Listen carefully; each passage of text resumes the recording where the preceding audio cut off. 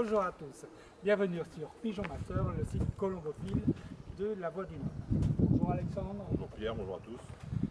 Après plusieurs demandes, nous avons décidé de refaire une mini-série de vidéos en essayant de vous expliquer de façon simple les principes généraux de la colombophilie. Alexandre, peux-tu me dire comment tu reprends les volets après la période hivernale? La particularité de mon système, c'est que les pigeons ils volent 6 mois sur 12. Les vieux et les yearlings sont séparés sur un grand jeune ou éventuellement sur des œufs frais.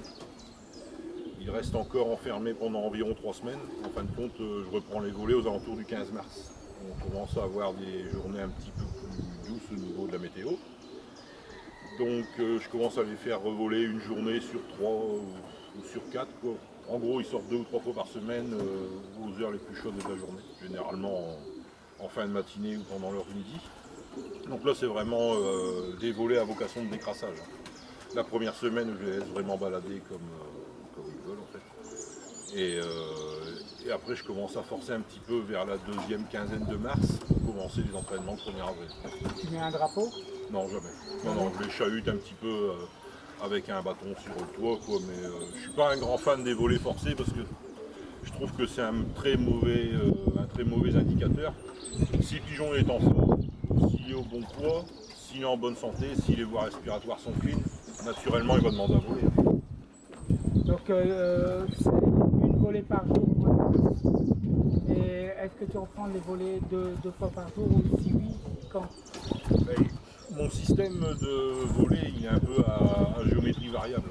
Étant donné que moi le but c'est d'être en forme pour le premier demi-fond du calendrier qui est début mai. Donc je reste à une volée par jour jusque la dernière semaine d'avril.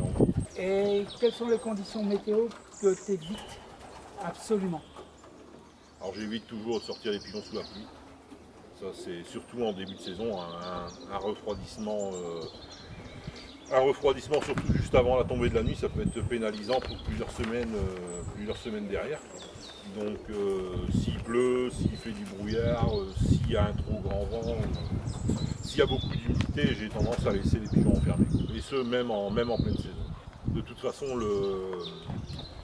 la texture et le fonctionnement musculaire des pigeons elle est totalement différente d'un sportif humain, c'est-à-dire que le pigeon il peut rester plusieurs jours sans exercice, sans perdre ni en masse ni en élasticité.